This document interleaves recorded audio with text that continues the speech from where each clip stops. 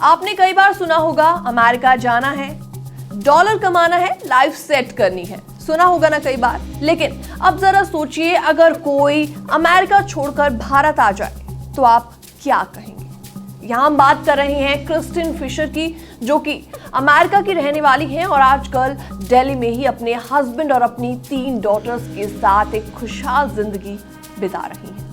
नमस्कार, मैं हूं आपके साथ प्रेरणा कौशिक और आप देख रहे हैं NBT international. American women Kristin ने साल 2021 में एक बहुत बड़ा डिसीजन लिया। उन्होंने अमेरिका की आरामदायक लेकिन थोड़ी सी बोरिंग लाइफ को छोड़कर इंडिया आने का फैसला किया, यानी इंडिया सेटल होने के बारे में प्लान किया। और आपको बता दें, क्रिस्टिन 4 साल से यहीं पर ही रह रही हैं और उन्होंने ये बोला कि मुझे इसका जरा सा भी रिग्रेशन नहीं है। इंस्टाग्राम पर वो आए दिन फोटोज और वीडियो शेयर करती रहती हैं। इंस्टाग्राम पर उन्होंने अपना हाल ही में एक वीडियो भी शेयर किया जिसमें उन्होंने बताया कि भारत ने मेरी जिंदगी पूरी तरीके से बदल दी। अब मैं पहली जैसी नहीं रही। यहाँ मुझे नए दोस्त, दिल छू लेने वाले अनुभव और जबरदस्त खाना मिला। जिंदगी एक बार मिलती है, उसे जीना भी तो खास होना चाहिए ना। तो आखिर कौन है ये क्रिस्टिन जिसकी सोशल मीडिया पर भी चर्चाएं हो रही हैं? तो अब सवाल ये उठता है कि आखिर क्यों क्रिस्टिन और उनके हस्बैंड ने भारत को चूज किया सेटल होने के लिए? तो इसका जवाब भी उन्होंने खुद ही अपने वीडियो में दिया है। दरअसल क्रिस्टिन और उनके हस्बैंड एक वेब डेवलपमेंट एजेंसी चलाते हैं। उनके क्लाइंट्स अमेरिका और यूरोप से हैं, यानी कमाई होती है डॉलर में लेकिन खर्चा होता है भारत में रुपयों के हिसाब से। इस दौरान क्रिस्टिन ने कहा, ये फाइनेंशियली बहुत स्मार्ट डिसीजन था। भारत में रहना अमेरिका की तुलना में काफी ज्यादा सस्ता है और यहाँ से बिजनेस चलाना भी आसान है। और इतना ही नहीं, क्रिस्टिन मानती है कि भारत जैसे देश में नई शुरुआत करना वेस्ट के लोगों के लिए एक बढ़िया मौका होता है। अमेरिका में सक्सेस पाना बहुत मुश्किल होता है, लेकिन भारत में मेहनत और आइडिया के दम पर लोग जल्दी तरक्की कर सकते हैं, ऐसा उनका कहना है। उनके वीडियो को लोग काफी ज्यादा पसंद कर रहे हैं, काफी तारीफें कर रहे हैं। तो ऐसे में इनका वीडियो देखने के बाद एक यूजर ने कमेंट करते हुए बोला, बहुत मोटिवेटिंग, आप सच में अपनी बेस्ट लाइफ जी रहे हो। तो ऐसे में दूसरे यूजर ने लिखा, भारत में कुछ तो है, यहाँ की जिंदगी थोड़ी मैसी जरूर है लेकिन यही सिखाती है कि असली मायने क्या है। तो ऐसे में क्रिस्टिन की सोच आज लाखों लोगों को इंस्पायर कर रही है, खास तौर पर उन्हें जो सोचते हैं कि विदेश जाना ही सक्सेस है। तो अगर आप भी लाइफ में कुछ नया और सच्चा करना चाहते हैं तो शायद क्रिस्टिन की ये कहानी आपको एक नया डायरेक्शन जरूर दे सकती है। फिलहाल इस स्टोरी में इतना ही। बाकी इस स्टोरी को देखने के बाद आपका क्या रिएक्शन है, कमेंट सेक्शन में आप अपनी राय रख सकते हैं। बाकी तमाम अपडेट्स के लिए बने रहिए एनबीटी इंटरनेशनल के साथ। नमस्कार, मैं हूं आपके साथ प्रेरणा कौशिक और आप देख रहे हैं एनबीटी इंटरनेशनल। तो आज की इस रिपोर्ट में हम बात करने वाले हैं एक ऐसी स्टूडेंट की कहानी के बारे में जिसने अमेरिका का स्टूडेंट वीजा सिर्फ 15 सेकंड में क्लियर कर लिया। जी हाँ, जहां आज के समय में यूएस वीजा इंटरव्यू का नाम सुनते ही कई स्टूडेंट्स की हार्ट बीट तेज हो जाती है, तो वहीं गुजरात के अहमदाबाद की अंकिता राठौड़ ने कमाल कर दिया। फिलहाल अमेरिका के टेक्सास विमेंस यूनिवर्सिटी में हेल्थ केयर एडमिनिस्ट्रेशन में मास्टर्स कर रही हैं। इंडिया में उन्होंने बीडीएस यानी कि बैचलर्स ऑफ डेंटल सर्जरी किया था और करीबन 3 साल तक अलग अलग हॉस्पिटल्स में मेडिकल ऑफिसर के तौर पर काम भी किया था।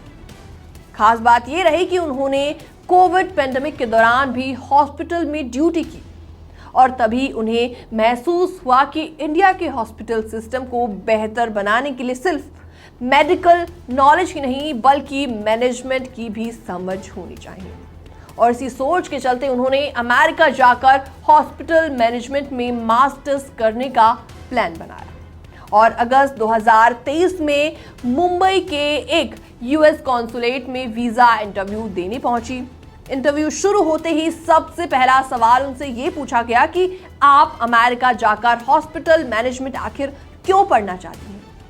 तो अंकिता ने बिना किसी हिचक के जवाब दिया कि उन्होंने इंडिया में बीडीएस किया, फिर कोविड के समय हॉस्पिटल में ड्यूटी की, जहां उन्होंने फील किया कि हॉस्पिटल की हालत काफ़ी ज़्यादा खराब है, उनको काफ़ी ज़्यादा सुधार की ज़रूरत है।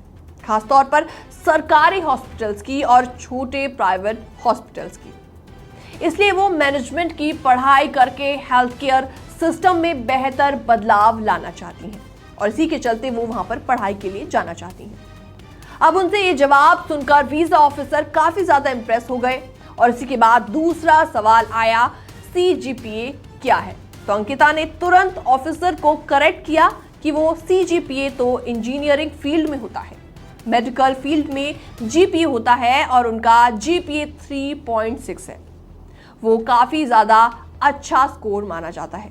बस फिर क्या था, ये 2 सवाल हुए और इंटरव्यू यहीं पर फिनिश हो गया। सिर्फ 15 सेकंड में वीजा क्लियर, ना कोई लंबा इंटरव्यू ना ही कोई बड़ा सवाल। तो ऐसे में अंकिता ने कहा कि अगर आप कॉन्फिडेंस के साथ सच्चे और क्लियर आंसर्स देते हैं तो वीजा मिलने में आपको कोई भी दिक्कत नहीं होती।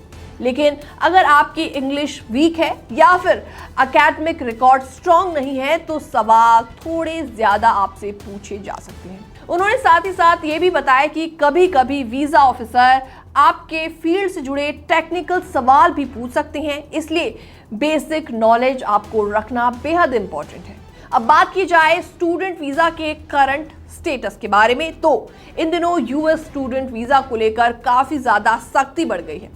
पिछले महीने अमेरिकी सरकार ने सोशल मीडिया प्रोफाइल्स की स्क्रूटनी के चलते कुछ समय के लिए वीजा इंटरव्यू अपॉइंटमेंट देना बंद कर दिया था, लेकिन अब फिर से स्लॉट्स अलॉट होने लगे हैं। तो ऐसे में एक्सपर्ट्स का कहना है कि अभी तक वीजा पॉलिसी में कोई बड़ा बदलाव नहीं हुआ है, लेकिन रिजेक्शन रेट जरूर बढ़ा है।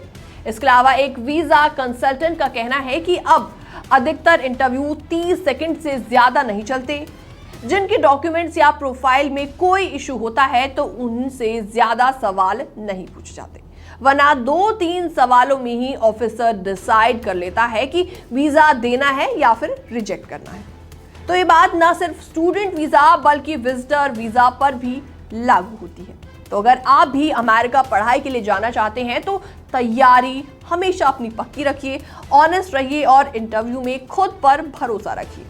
क्या पता आपका वीजा भी 15 सेकंड में अंकिता की तरह पास हो जाए। फिलहाल इस रिपोर्ट में इतना ही, बाकी छोटी और बड़ी खबरें देखने के लिए बने रहिए एनबीटी इंटरनेशनल के साथ। अब अमेरिका में ट्रक चलाने के लिए सबसे जरूरी चीज है इंग्लिश, और अगर आपकी भाषा कमजोर है तो सरकार बोल रही है you are out of service. जी हाँ, नमस्कार, मैं हूं आपके साथ प्रेरणा कौशिक और आप देख रहे हैं एनबीटी इंटरनेशनल।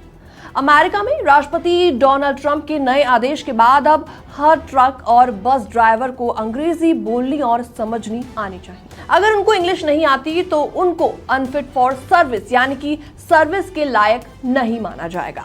न्यू जर्सी के एक ट्रकिंग स्कूल में स्टूडेंट्स 18 व्हीलर ट्रक चला रहे हैं, इंजन खोलकर चेक कर रहे हैं और सीख रहे हैं कि कैसे एक रोड साइड इंस्पेक्शन में जवाब देना चाहिए। एक इंस्ट्रक्टर इंग्लिश और स्पेनिश दोनों में समझा रहे हैं ताकि जिन लोगों की इंग्लिश कमजोर है वो भी तैयारी कर सके।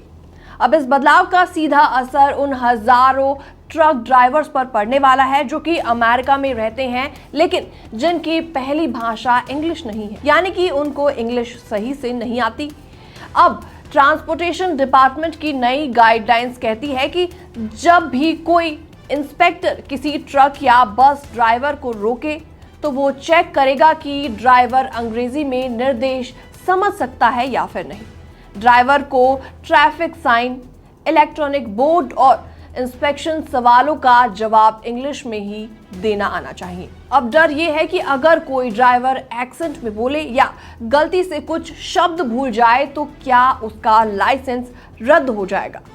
तो ऐसे में लाडो टेक्सास के मोटर करियर एसोसिएशन के चेयरपर्सन जेरी ने इस पर जवाब देते हुए कहा कि अब ये इंस्पेक्टर के इंटरप्रिटेशन पर डिपेंड करता है कि वो ड्राइवर को पास करेगा या फिर नहीं, या यही सबसे ज्यादा फिलहाल डर बना हुआ है। दरअसल इंग्लिश का ये नियम नया नहीं है लेकिन अब इसकी सजा जरूर कड़ी हो सकती है। पहले अगर कोई ड्राइवर इंग्लिश में कमजोर पाया जाता था तो उसे सिर्फ एक नोटिस रिसीव हुआ करता था, लेकिन अब वो जवाब नहीं दे पाया तो उसे रोड से हटाकर आउट ऑफ सर्विस कह दिया जाएगा, यानी कि उसे तुरंत काम बंद करना पड़ेगा।